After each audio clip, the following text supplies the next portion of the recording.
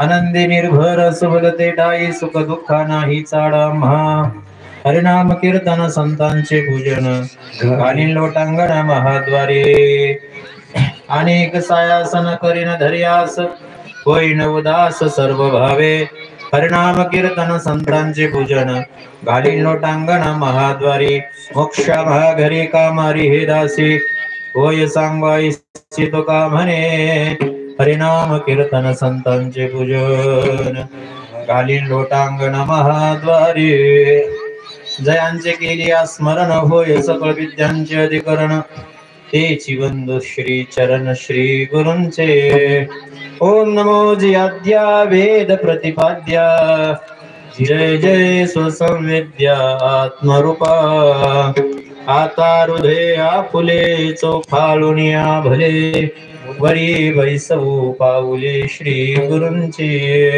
प्रल्हाद नारद पराशर पुंडरीक व्यासांबरीश शुक शौनक भीष्मदालभ्यान रुक्मांगद अर्जुन वसिष्ठ विभीषणादीन पुण्यानि मां परम भागवतान् नमामि यं प्रव्रजन्तमनुवेदमवेद कृत्यं द्वैपायनो विरह कातराजुहाव पुत्रेति तन्मयतया तरवो विनिदोस् तं सर्वभूतनिमानतोऽस्मि सच्चिदानंद रूपाय विश्वोत्पत्त्यादिहेतवे तापत्रय विनाशाय श्रीकृष्णाय वयं नुमः वट मजदावा व्यासुभटा आता नमो श्री पांडुरंगा यावे तुवा कथेची या प्रसंगात निरसुनिया माझिया भवसंगा करे कृपा मजवरी श्री संतांचे माता चरणावरी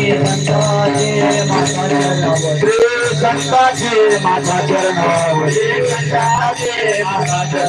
साष्टांग करे दंडवत करे दंडवत साष्टांग करे दंडवत प्रांते पावले संभाळावतरी पावले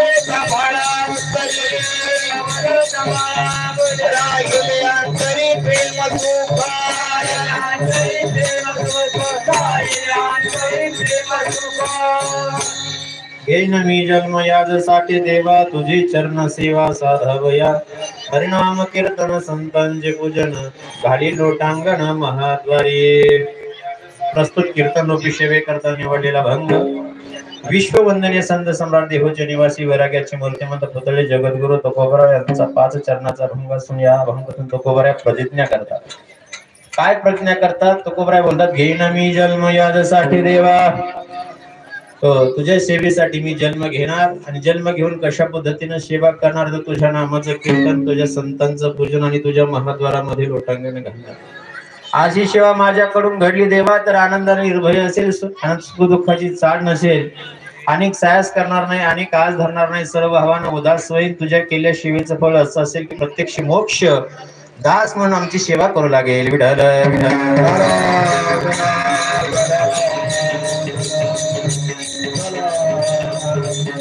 कीर्तनाला सुरू करण्यापूर्वी थोडासा परिहार देणं आवश्यक आहे. तो समस्त ग्रामस्थ मंडळी संयोजक मंडळी आयोजक मंडळी कार्यकर्ते मंडळी ग्रामपंचायत सदस्य ग्रामपंचायत सरपंच सोसायटीचे सदस्य सोसायटीचे चेअरमन या सर्वांच्या संबंध आहे.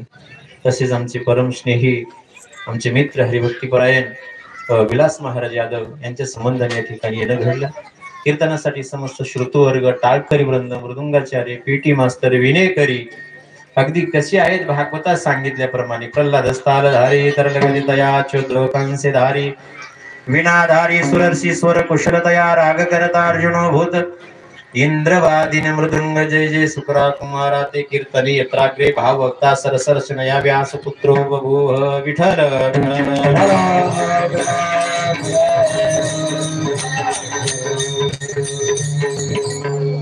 3 दिवसापासून हा उत्सव या ठिकाणी प्रारंभ होत आहे. आज शेवटचा दिवस आहे. प्रभू रामचंद्रांच्या प्राण प्रतिष्ठे निमित्त आपण सर्व या ठिकाणी एकत्रित झालेला. गेली 500 वर्ष ज्या संघर्षाला आपण पाहतो तो जो संघर्ष आपल्या पूर्वजांनी केला आज प्राण प्रतिष्ठा होईल त्या संघर्षाला आज विराम होता. हा संघर्ष थांबत आहे. गेली 500 वर्षामध्ये जवळजवळ 2 लाख लोकांचं बलिदान या ठिकाणी झालं. किती झालं? 2 लाख लोक आपले रक्तरंजित झाले.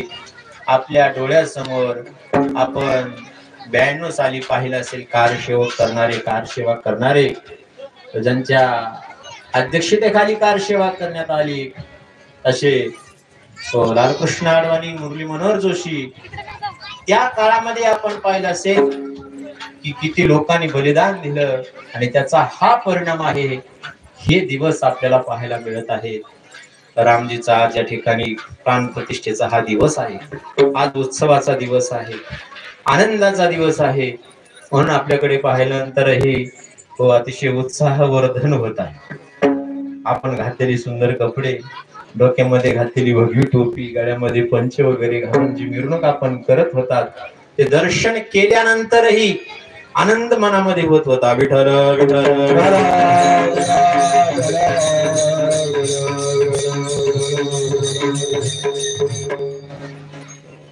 आपल्या गावचा परिचय जर म्हटलं तर काय गावचा परिचय आहे?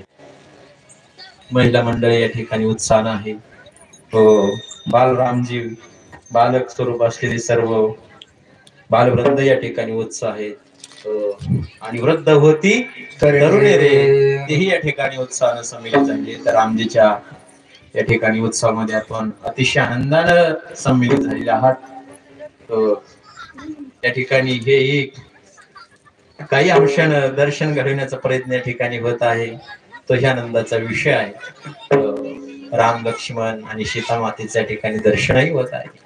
आतमध्ये प्रभू रामचंद्रांचं दर्शन होत आहे. टाळकरी वृंद आहेत. आपला विषय चाललेला होता की आपल्या गावचा परिचय जर पाहायचा असेल तर तो संस्कारानं, गुणानं पाहिला जाईल.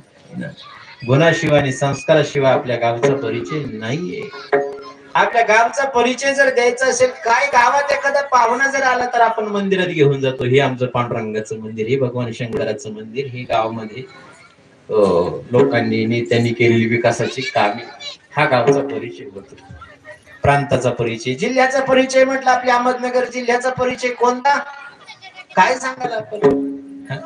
आपल्या अहमदनगर जिल्ह्याचा परिचय जर म्हटलं तर नेवासा सांगावं लागेल की ज्या ठिकाणी ज्ञानोबा आणि ज्ञानेश्वरी सारखा दिव्य ग्रंथ. अहमदनगरचा खरा परिचय नेवासा आहे. विठ्ठल विठ्ठल.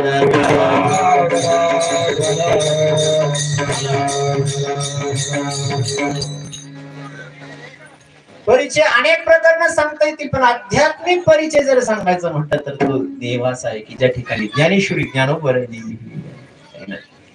तसा महाराष्ट्राचा परिचय जर आपण विचाराल तर महाराष्ट्राचा परिचय ज्ञानोबराय आणि तुकोबराय. ज्ञानोबराय आणि तुकोबराय छत्रपती शिवाजी महाराजांमध्ये समस्त महाराष्ट्राचा परिचय अंतर्भूत होतो.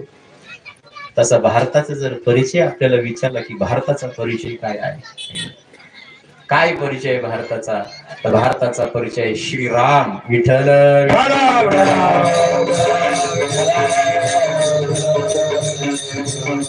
राम आणि कृष्ण हा भारताचा परिचय आहे. राम काय आहे? रामो विग्रहवान धर्म. राम प्रत्यक्ष मूर्तिमंत धर्म आहे. राम काय आहे? राम आपलं जीवन आहे. राम आपला आदर्श आहे. राम काय आहे? राम उगवता सूर्य आहे. भविष्यात निर्माण होणाऱ्या पिढीसाठी महान आदर्श म्हणजे राम आहे.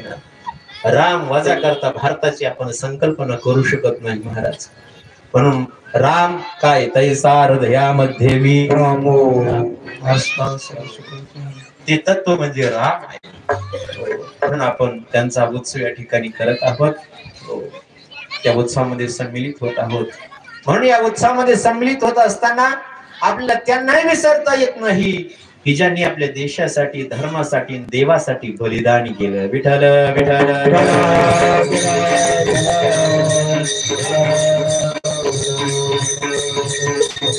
ज्यांनी धर्मासाठी बलिदान केलं त्यांचंही स्मरण या ठिकाणी करणं गरजेचं असं वाटतं.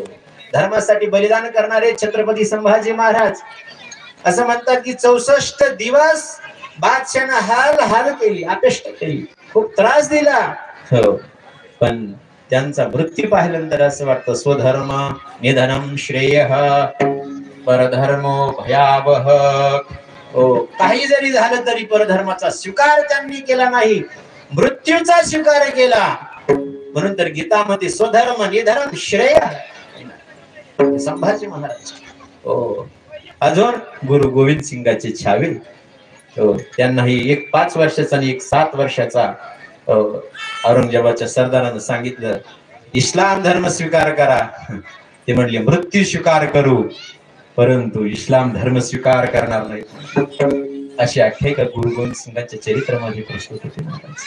आणि मग त्यांना जिवंत भिंतीमध्ये गाडण्यासाठी आणलेला आहे महाराज. जिवंत भिंतीमध्ये गाडलेलं चाललेलं आहे त्यांना त्या ठिकाणी. काय घडलं महाराज? हो, चालले तर लोहार जो आहे ना तलवारी बनवत होता. काय बनत होता? तलवारी बनवत होता.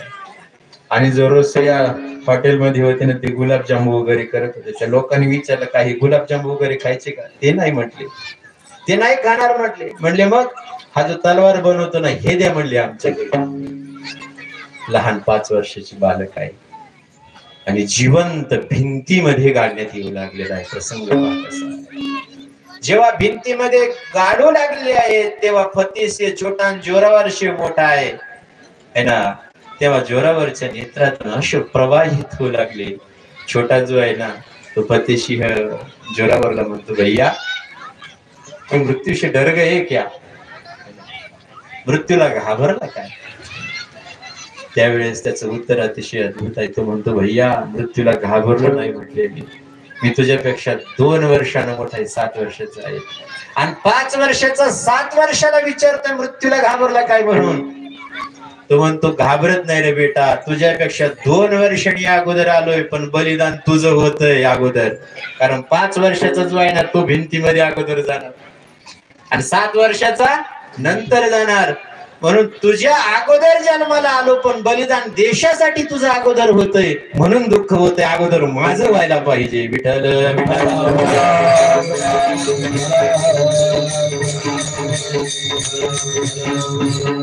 आणि मग ते शब्द आठवतात महाराज. हो, आहेत थोडेसे वेगळे परंतु सुंदर आहे ना. तेरे मिट्टी में मिल जावा गुल बन के मैं खिल जावा इतनी सी है दिल की आरज़ू तेरी नदिया में बह जावा तेरे खेतों में लहरावा इतनी सी है दिल की आरज़ू तेरे नदियों में बह जावा तेरे मिट्टी में मिल जावा. या देशाच्या मातीमध्ये मिळून जावं आणि शरीराचा प्रत्येक कण देशासाठी देवासाठी धर्मासाठी कामाला यावा अशी त्यांची इच्छा. विठ्ठल विठ्ठल.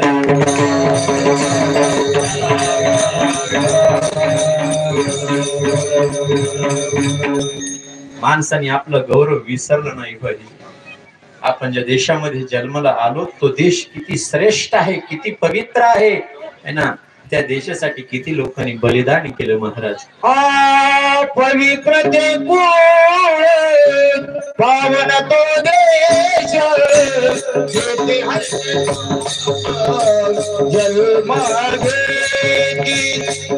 हर के दास जल मार्गे पवित्र पावन तो देश हर के दास जल मार्गे हर दास जल मार्गे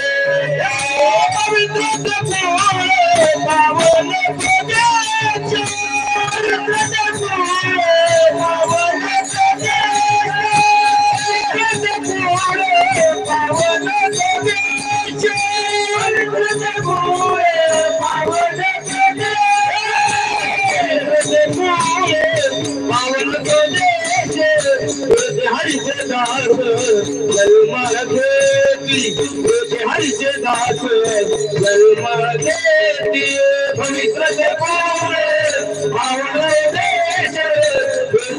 पावन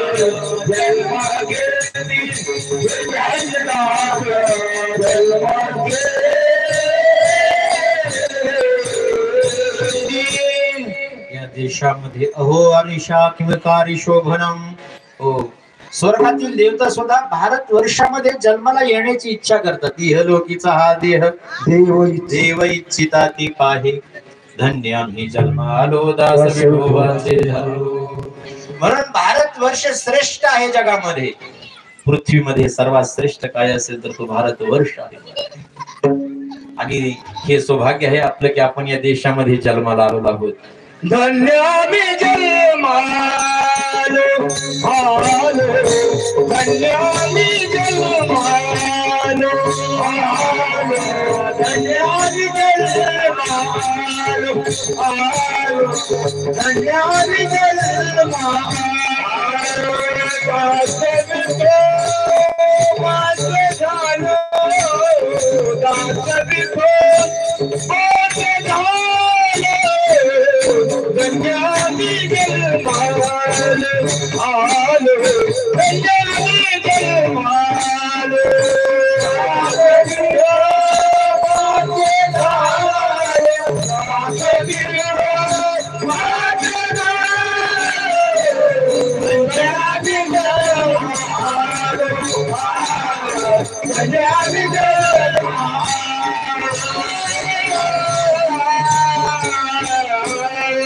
भारतवर्ष जगामध्ये श्रेष्ठ आहे महाराज. ही संस्कृती जगामध्ये श्रेष्ठ आहे. जो आदर्श भारताचा, भारतीय संस्कृतीचा कोणत्याच देशाच्या संस्कृतीला प्राप्त झालेला नाही. ही संस्कृती अद्भुत आहे. येथील देशातील राजे अद्भुत आहेत महाराज, है ना. म्हणे का कवीनं खूप सुंदर वर्णन केले. भारत कसा आहे म्हटले, कसा आहे म्हटले. सागर चरण पखारे गंगा, शीश चढ़ावे नीर, सौ सौ नमन करो मै भैया, सौ सौ नमन करो. इथली जी माती आहे ही माती कशी आहे म्हणले. या भारतातील माती चंदनावर अबीर, चंदनाप्रमाणे आणि अबीराप्रमाणे आहे. सौ सौ नमन करो मै भैया, सौ सौ नमन करो. सागर चरण पखारे, भारताचा नकाशा खालून काय आहे. रामेश्वरम, जगन्नाथपुरी, इकडे पहा कपिल महामुनी, गंगा सागर. सागर काय करत आहे, भारताचे चरण धुत आहे. सागर चरण पखारे. आणि इकडे वरती हो हिमालयाचं दर्शन केलं तर गंगावरून प्रवाहित होत आहे. गंगा शीश चढावे नीर. गंगा काय करत आहे, भारताचा अभिषेक करत आहे. आणि सागर काय करत आहे तर चरण पखारे. सागर चरण पखारे गंगा, शीश चढ़ावे नीर, सौ सौ नमन करो मै भैया, सौ सौ नमन करो. असा भारतवर्ष आहे. म्हणले केवळ एवढंच वर्णन आहे का, नाही. म्हटले कसा आहे भारतवर्ष. अहो म्हणले राजा विकेट कामे भैया, ऐसो देश हमारो. राजा विकेट कामे भैया, ऐसो देश हमारो. राजा विके म्हणजे राजा विकले जातात टकामध्ये. हो, म्हणून तर वर्णित आणि विश्वामित्र बाबांनी स्वप्नात राज्य मागितलं हरिश्चंद्राला. अरे म्हणले राज्य दे. दिलं राज्य, दान केलं. पण दान केल्यानंतर दक्षिणा राहिली ना. आणि ती दक्षिणा तुला अशी देता येणार नाही राज्यातील, दुसरीकडे जाऊन द्यावं लागेल. म्हणून भर काशीच्या बाजारामध्ये राजा हरिश्चंद्र आला. सत्यासाठी स्वतःला विकून घेणारे राजे या ठिकाणी. भर मध्ये त्या दरबारामध्ये, त्या बाजारामध्ये आल्यानंतर राजानं आपल्या पत्नीला विकण्याचा निर्णय घेतला. पत्नीनं स्वतः सांगितलं, महाराज हा देह कशासाठी कामाला येईल. जर तुमची दक्षिणा मी विकून दिली जात असेल तर माझं जीवन धन्य झालं. म्हणून अगोदर या बाजारात मला विका. ही म्हणणारी राजा हरिश्चंद्राची पत्नी आहे. राजा हरिश्चंद्र विकण्यासाठी तयार होतोय, पण त्याची मानसिकता अतिशय अद्भुत आहे. तो म्हणतो या जगामध्ये कुणीच असं कृत्य केलं नसेल, त्या कर्माकडे कुणीच प्रवृत्त झाला नसेल, पण सत्यासाठी मी माझ्या पत्नीलाही विकायला तयार झालो, पुत्रालाही विकायला तयार झालोय आणि स्वतःही विकून घेतलं दक्षिणा देण्यासाठी. राजा विके टकामे भैया. इथं राजा विकला जातो, त्याचं मूल कारण आहे सत्य. विठ्ठल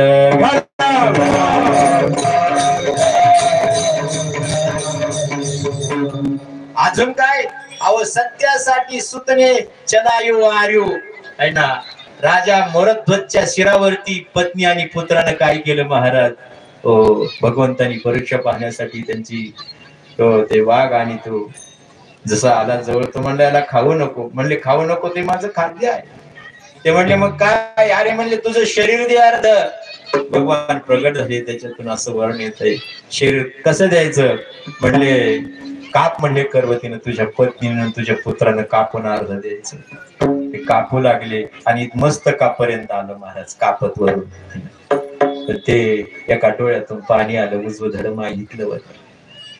डाव्यातून जसंही पाणी आलं तर देवाने सांगितलं नको नको. म्हटले असंतुष्ट होऊन दान करतोस म्हणले शरीराचं. नको म्हटले तुझ्या नेत्रातून अश्रू आले. त्याने सांगितलं महाराज त्याच्यामुळे नाही आले म्हटले. म्हटले मग. अहो म्हणले उजवं धड तर कामाला येईल पण डावं धड म्हटले हे तर जाळलं जाईल फेकून दिलं जाईल म्हणून दुःख होतंय. हे संपूर्ण मागितलं असतं तर बरं झालं असतं. म्हणून दुःख होतोय महाराज. सतके खातीर चलायो आर्य ऐसो देश हमारो. अजून काय. लक्ष्मण जागे सारी रैना सीता तपे रसोई. वनामध्ये जंगलामध्ये रामजी गेले आणि स्वतः सीता माता रसोई करते. लक्ष्मणजी सारी रैना रात्रभर जागृत राहतात. हा आदर्श आपल्याला दिलाय रामजीनं. कोणासाठी हो वचन पूर्ण करायची होती. कोणाचे करायची होती वचन पूर्ण. दशरथाचे. रामजी वनवासाला जातात. वनाची यात्रा करतात. श्रेष्ठ वचन पालनाचा आदर्श दिला. पितृवचनाचा आदर्श दिला की वडिलाची कशी सेवा केली जाते. भ्रातृप्रेम कसं असावं. पत्नीशी प्रेम कसं असावं. पिता संग कसा व्यवहार कसा संबंध असावा. गुरुशी कसा व्यवहार. गुरुनिष्ठा कशी असावी. एक पत्नी एक व्रती एक वचनी एक बाणी अशी असणारे रामचंद्र वनाची यात्रा करतात. हा आदर्श दिला प्रभू रामचंद्रानं समस्त विश्वाला की जीवन जगत असताना शत्रूशी सुद्धा कसा व्यवहार करावा. भक्तासंग कसं राहावं. शबरीच्या कुटीमध्ये जातात. निषदराज गुह आणि केवटच्या नावेमध्ये बसून पैल फिरायला जातात. हे समस्त चरित्र काय आहे आपल्यासाठी आहे. विठ्ठल विठ्ठल.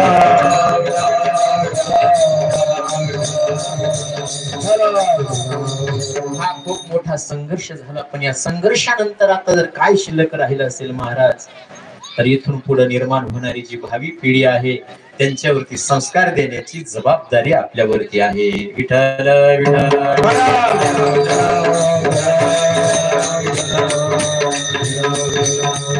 असा राम आणि कृष्णाचा जो अवतार आहे विठ्ठलाचा जो अवतार आहे यांच्या सेवेसाठीच मी जन्म घेईल. अभंगाच्या प्रथम चरणामध्ये पूजना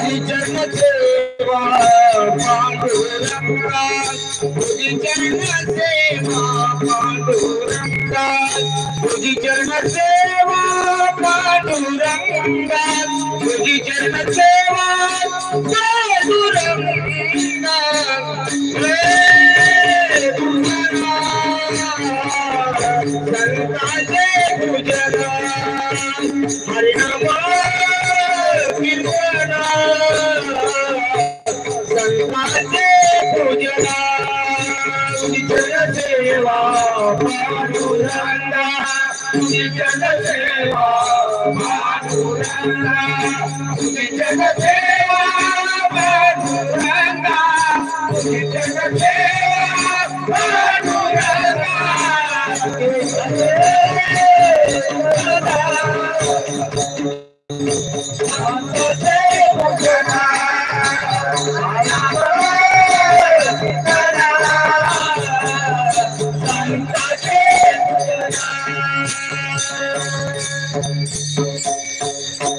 तुकोबर या ठिकाणी प्रतिज्ञा करत आहात. प्रतिज्ञा करून जन्म घेऊन तुझी सेवा करणार असं बोलतात.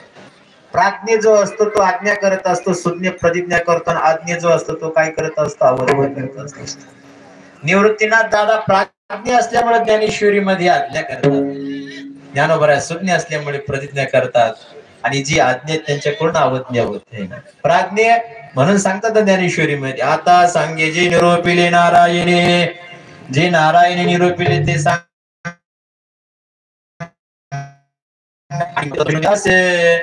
जे जे म्हणून उल्हासे, अवधारा श्रीकृष्ण ऐसे बोलते झाले.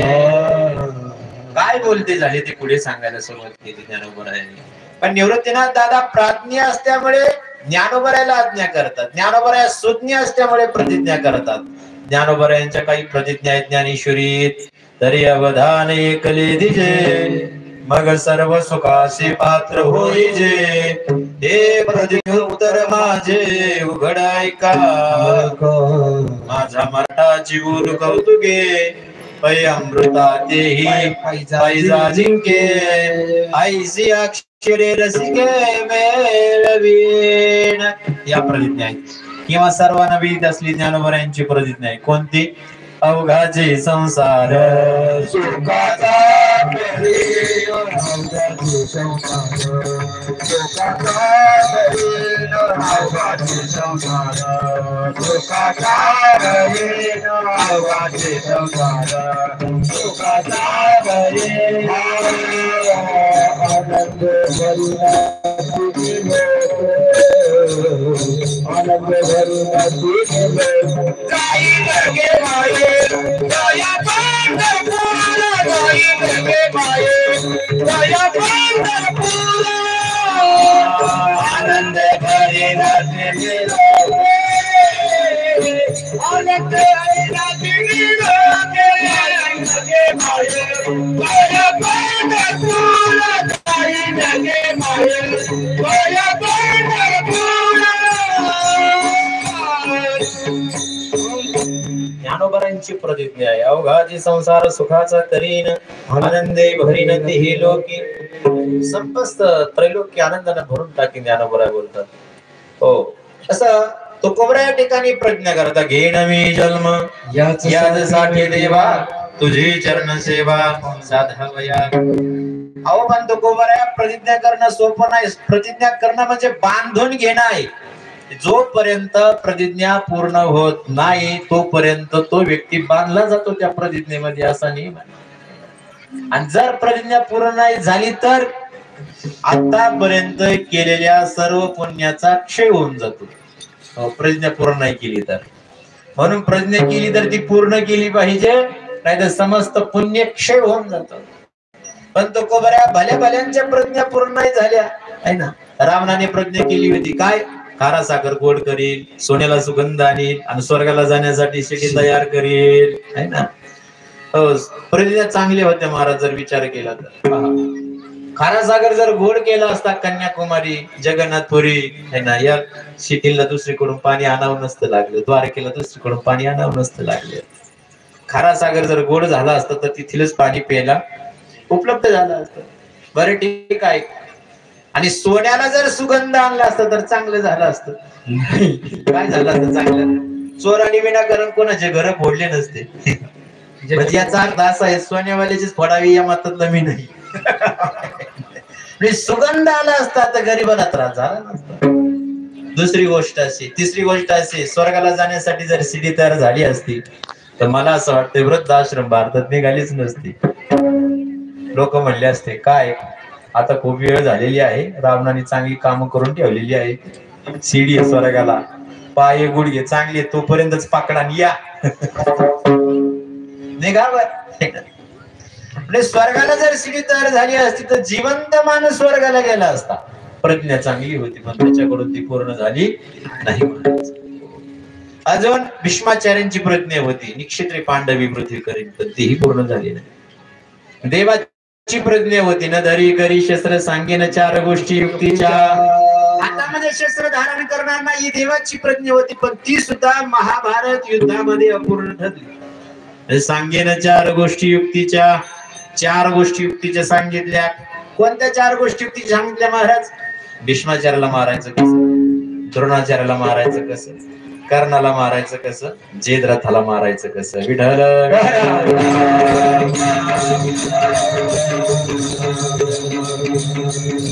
10 दिवस युद्ध झालं महाराज.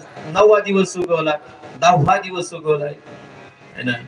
9व्या दिवशी देवाला विचारलं. देवा म्हटले काय? हा भीष्म गंगानंदनो, जो प्रताप तेजस्वी भानो. हा गंगानंदन भीष्म ऐकत नाही देवा, काय करायचं? ते म्हणले असं आहे. म्हणले असं करू. म्हणले काय? तिकडे जाऊ त्यालाच विचारायला बाबा काय करावं लागेल. देवाने युक्ती सांगितली.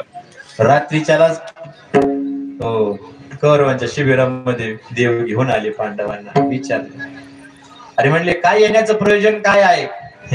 म्हणले 9 दिवस झाले युद्ध तुम्ही करत आहात, ऐकत नाही. दररोज 10,000 सैनिकांना म्हणले वीरगतीला प्राप्त करता, एवढे मारता. काही करा पण तुमचा मार्ग तुम्ही सांगा कसे जाल तुम्ही म्हणून. ते म्हणले तुम्ही जो आशीर्वाद दिला ना, म्हणले कोणता? विजयी भव, तो पूर्ण करा म्हटले. म्हणले कस काय? मी तर आशीर्वाद दिलाय. मग भीष्मांच्या लक्षात आलं विजयी भव आशीर्वाद दिला, परंतु जोपर्यंत मी आहे तोपर्यंत पांडवांचा विजय होणार नाही. तेव्हा त्या ठिकाणी दादानी सांगितलं काय? म्हणजे पाठीमागील जन्मामध्ये श्री होता आणि या जन्मात पुरुष झालाय हे जर मला माहित असेल तर त्याच्यावर मी शस्त्राचा प्रहार करत नाही. श्रीवर मी शस्त्र चालत नाही. पाठीमागील जन्मात स्त्री, या जन्मात पुरुष झाला असेल तरी त्याच्यावर शस्त्राचा प्रहार करत नाही. याच्या पुढे बोलतात भीष्म दादा काय? अहो म्हणले ज्याचं नाव स्त्रीवाचक असेल त्याच्यावरही मी शस्त्राचा प्रहार करत नाही. अर्जुनानं समजून घेतलं. दुसऱ्या दिवशी शिखंडीला पुढे केलं, पाठीमागून बाण मारले. भीष्माचार्य वीरगतीला प्राप्त झाले. द्रोणाचार्य सेनापती झालेले आहेत. द्रोणाचार्य सेनापती झाल्यानंतर त्यांनी काय केलं? चक्रुव्यूहाची रचना केली. अभिमन्यू वीरगतीला प्राप्त झाला. चक्रुव्यूहाचं भेदन करता आलं, आत जाता आलं, पण बाहेर निघता आलं नाही अभिमन्यूला. काय कारण? आईच्या पोटामध्ये त्याने तेवढंच ऐकलं होतं, आत जायचं कसं, बाहेर यायचं ऐकलं नव्हतं. विठ्ठल विठ्ठल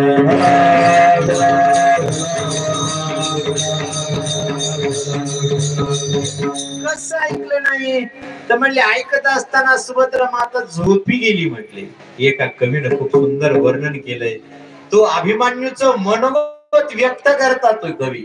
तो म्हणतो माते तुझ्या निद्रेनं म्हणले मला चक्रीवातून बाहेर येता नाही आलं. तू जर समस्त ऐकलं असतं चक्रीव्यूह, आज जायचं कसं, भेदन करून बाहेर यायचं कसं, तर मी भेदन करून निश्चित बाहेर आलो असतो महाराज. आईच्या पोटात ऐकला चक्रीव्यूह, प्रत्यक्ष चक्रीव्यूहाचं भेदन अभिमन्यूने केलं होतं. म्हणून आज या रामजीच्या प्राण प्रतिष्ठेनिमित्त आपण हा संकल्प करूया की जी गर्भवती माता असेल ना तिनं भागवत श्रवण करावं, रामायण श्रवण करावं, गीता श्रवण करावी, प्रल्हाद चरित्र श्रवण करावं, ध्रुव चरित्र श्रवण करावं, शूरवीर दानवीर भक्तांच्या कथा श्रवण कराव्या. नक्कीच तसा पुत्र जन्माला आल्याशिवाय राहणार नाही. विठ्ठल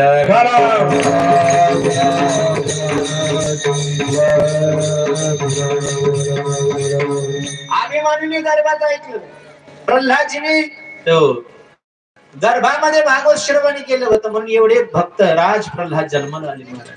ध्रुवानं भगवत भक्ती गर्भामध्ये श्रवण केली होती, म्हणून एवढे श्रेष्ठ भक्त जन्माला आले महाराज. आजकाल मुलं आपण पाहतो लग्नाला जाण्याचा प्रसंग येतो, लग्नाला गेल्यानंतर पाहतात की मुलं नाचत असतात. नाचण्याचं वय नसलं तरी डीजे समोर नाचतात. काय कारण असतं? एका महाराजाने विचार केला, इतक्या तालामध्ये कस काय नाचतोय हा मुलगा, एकदम लहान, डीजे समोर जाऊन. त्याला ताल काय गाणं काय एवढं समजत नाही, पण लगेच डुलायला लागत. संशोधन केलं, म्हणले जेव्हा तो पोटात होता ना त्याच्या आईनं सगळे पिक्चरचीच गाणी ऐकली होती. त्याच्यामुळे त्याच्या डीएनए मध्ये काय येणार तेच येणार ना. आणि त्याने जर भागवत श्रवण केलं, कथा श्रवण केली, रामायण कथा श्रवण केली, महाभारत श्रवण केलं, वाल्मिकी रामायण श्रवण केलं, तर त्याच्या डीएनए मध्ये काय येईल महाराज तेच येणार ना, जे ऐकलंय ते. म्हणून आज राम प्राण प्रतिष्ठेनिमित्त सर्व माता माऊलींना हात जोडून विनंती आहे, जेव्हा तुम्ही गर्भस्थ शिशुला धारण करणार आहात तेव्हा फक्त भागवत आणि रामायणच ऐकायचं. कुणाचे तंटे झगडे हे सुद्धा अजिबात ऐकायचे नाही. तुमच्या हातामध्ये देश आहे. विठ्ठल विठ्ठल.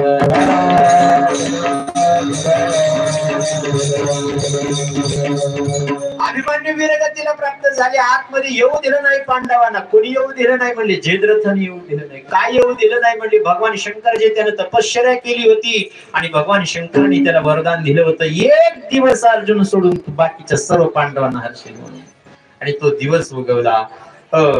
जयद्रथामुळे अभिमन्यू वीरगतीला प्राप्त झाला. तर अर्जुनानं प्रतिज्ञा केली, उद्याच्याला सूर्यास्त होण्याच्या अगोदर जयद्रथाला समाप्त करणार, आणि जर नाही केलं तर स्वतः अग्नीमध्ये उडी टाकणार.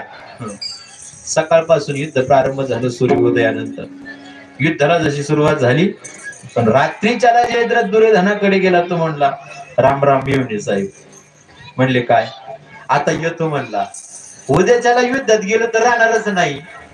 आदल्या दिवशी कळल्यानंतर कशाला मारायला जायचं का युद्धामध्ये म्हणले, मग जातो म्हणले. तेवढेच कोणी मामाने सांगितलं दुर्योधनाला लांब. म्हणले काय, अजिबात जाऊ नको दे म्हणले, याला मेला तर मेला म्हणले. राजकारणी लोक बसून सावधान राहणारच, कोणाचा कसा बळी घेतील सांगता येत नाही. म्हणले कस काय, हा मेला ना म्हणले तरी अर्जुन मारणार आहेत शकुनी मामा. म्हणले कस काय, अरे म्हणले याच्या पित्यानं याला असं वरदान दिलंय की याचं शिर भूमीवर पडलं की पांढऱ्याच्या शिराचे तुकडे होतील. उद्याच्याला अर्जुनाने जरी याला मारलं तरी अर्जुन हा राहणार नाही. त्याला काय माहिती, सगळ्या जगाचा बाप अर्जुनाकडून आहे. शकुनी मामाला काय माहिती. पण शकुनी मामाची नीती पहा. तो म्हणला जाऊन नको देऊ, सख्या मेवण्याला दुर्योधन जाऊ देत नाही. तो म्हणतो चिंता नको करू, तुझ्या रक्षाचा भार माझ्यावरती, चिंता करू नको. आणि मग काय महाराज कृपाचार्य, अश्वत्थामा, कर्ण, विकर्ण दुसऱ्या दिवशी रक्षा करत आहेत. जयद्रथाचे युद्ध सुरू झालेलं आहे. देवाला अर्जुन म्हणत आहे, देवा म्हणले काय, जयद्रथाकडे घेऊन चल. पण 800 किलोमीटरच्या नियमानुसार महाभारत युद्धामध्ये 30 किलोमीटर लांब होता जयद्रथ अर्जुनापासून. किती? 30 किलोमीटर. 30 किलोमीटर लढायचं होतं त्याला. लढत लढत थेट कुठं जायचंय, जयद्रथाला गाठायचंय. मध्यान्ह समय झाला. लढत लढत चाललेला आहे. 4 वाजत आलेले. एवढ्या सैन्यांना पार करत करत असं मोकळं थोडं जायचंय, फॉर्च्युनर मध्ये बसून लढत लढत जायचंय. 4 वाजत आले. देवानं रथ थांबवला. देवानं सांगितलं, अर्जुन म्हटले काय माझे घोडे थकलेत म्हणले. अरे देवा युद्धाचा प्रसंग, घोडे थकलेत म्हणले, चालणारच नाही. रथातून खाली उतरले. घोड्याचा श्रम दूर करू लागले देव. अर्जुन खाली उतरलेला आहे आणि देवानं अर्जुनाच्या हातात हात देऊन सांगितलं, काय अर्जुना म्हणले, यदा कदाचित जयद्रथ जर समोर आला तर बाण असा मारायचा. म्हणले कसा मारायचा, म्हणले त्याचं शिर भूमीवरती पडता कामा नये. म्हणले मग देवा कसा बाण मारायचा, त्याचं शिर त्याच्या पित्याच्या वंजळीमध्ये जाऊन पडलं पाहिजे. त्याचा पिता ज्या ठिकाणी तपश्चर्या करतोय त्या ठिकाणी जाऊन ते शिर पडलं पाहिजे. त्यानं त्याला वरदान दिलेलं आहे, जो शिराचे तुकडे करेल आणि जर ते शिर भूमीवर पडलं तर तोडणाऱ्याच्या शिराचे तुकडे होतील. मग त्याच्या पित्याच्याच वंजळीमध्ये गेलं पाहिजे म्हटले, नाहीतर तू सुद्धा जाशील बर. हे देवानं अर्जुनाला सांगितलं. आणि मग घोड्याचं श्रम दूर झाले, जाऊ लागले ती युद्ध करत करत. हो, पण द्रोणाचार्याची ती रचना होती महाराज. देवाने विचार केला की द्रोणाचार्य म्हणजे काही सामान्य नाही. काय करावं, अर्जुनानं असं युद्ध करत करत त्याला गाठण्याचा प्रयत्न केला तर अर्जुन जयद्रथाला गाठू शकणार नाही. देवाने योग मायेनं सूर्याला झाकलं. जसंही झाकलं महाराज, तेवढ्यामध्ये सगळे योद्धे पाहू लागले. खरंच सायंकाळ होऊन गेली, सूर्यास्त झालेला आहे. आणि ज्याला मरणाची भीती होते ना, कोण, जयद्रथ. अश्वत्थामा आणि कृपाचार्य हे त्याची रक्षा करत आहेत. तो रथातून खाली उडी मारतोय. अश्वत्थामा म्हणतोय, अरे तू उतरू नको म्हटले. नाही नाही म्हणले, सूर्याचा अस्त झालाय म्हणले, जो मुझे मारने वाला तो खुद मरने के लिए जा रहा है. ते म्हटले असं आहे, जोपर्यंत अर्जुन जळून भस्मीभूत होत नाही तोपर्यंत तुला उतरण्याचा आदेश गुरुद्रोणांचा नाहीये, असा आदेश सेनापतींचा नाही, म्हणून तू उतरू नकोस. नाही नाही म्हटली उतरणार. त्यांनी उडी टाकली. जशी टाकली महाराज, तर अर्जुन रथातून खाली उतरले होता. देवानं खाली पाहायला सुरुवात केली. देव लीलाधारी आहे. अर्जुनानं देवाकडे पाहिलं, पण देव आपल्या मुखानं काहीही बोलणार नाही.